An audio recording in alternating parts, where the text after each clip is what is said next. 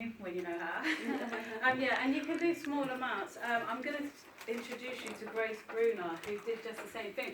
But instead of saving hundreds or thousands, she actually left a legacy of 7.2 million when she died at the age of 100.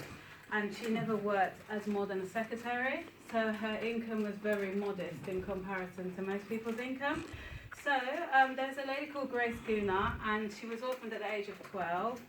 She never married, she never had kids, and she never drove a car. So as you can see from that, her liabilities were low, right? She didn't have a husband. Exactly. So you can see how it was relatively easy for her. But there's people even without those liabilities who would still not leave such a legacy of $7.2 million. How did she do it? People were quite surprised. So I'll share with you a bit about that.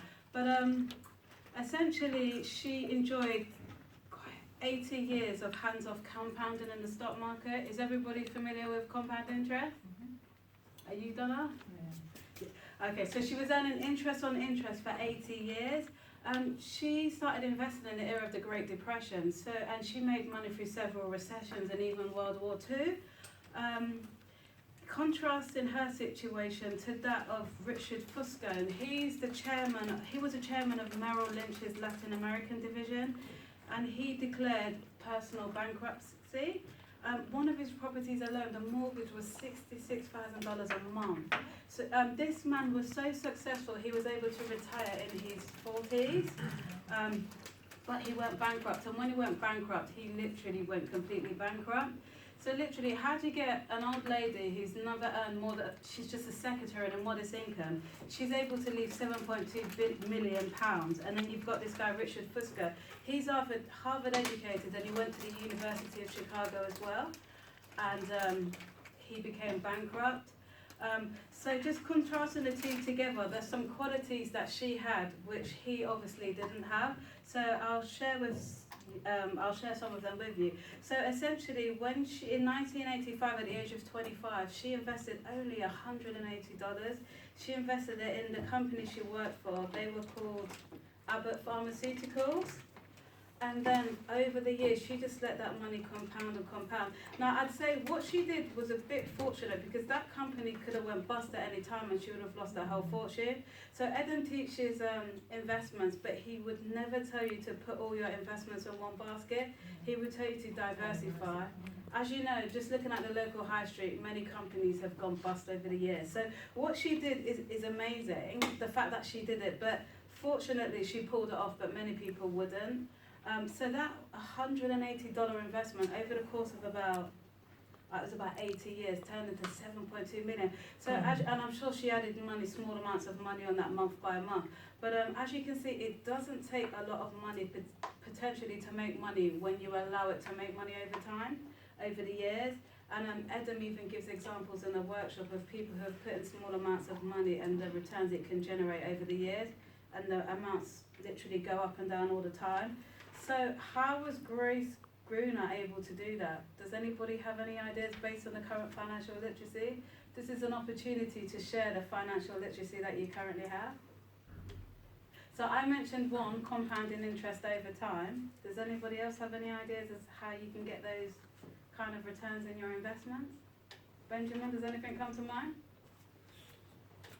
I mean, it's just a simple formula of compound interest. You know, there's an old joke, I don't know if it's a joke or a story, that says, which one would you take? 30 million, is it $3 million today, £3 million today, or £1 or 1p a day compounded for 30 days? Everyone has heard that. So what would you take? If I say I'll give you £3 million today, or I give you 1p that's compounded every day for 30 days, which one would you take? Me? Yeah. I have to think about that. I mean, the straight answer is take the 1p, because compounded over 30 days, you end up with 10.35 million. How many times you times it? It just doubles itself every day. 1p, 2p, 2p times doubled. Okay. Compounded over time, over 30 days, it becomes 10 point.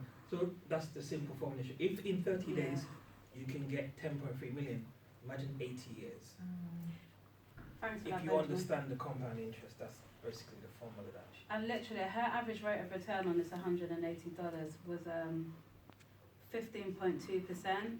So she was getting a massive return, so she was getting the new amount on that amount. So that's why it grew so large. Another tip is literally, she used a simple plan and she executed it over time. She didn't interrupt the investment, she just let it grow and grow and grow. So the stock had the time. And the key success to invest in is time.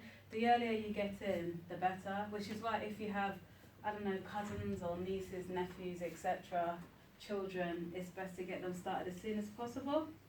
And she held on to her stock through 13 recessions, and that included World War II, the Cold War, and other difficult economic times that I'm not familiar with them all. And yeah, she just kept at it. And she started young. So she started when she was about 25 in 1935.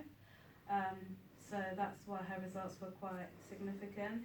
Apparently here, if she invested that same $180 in 1945 instead of 1935, she would have died with 1.7 million. So 10 years made her an extra £1 million. So the key is literally years can cost you so much money. So even if you're considering investing today, just like do it because of the time factor. If you leave it by 2 years, 5 years, you're losing quite a lot of money. And the key thing is here is Grace was a humble lady. She was happy. She wasn't necessarily too hungry and greedy for money. She actually donated all of her money to college students so that they could go to university.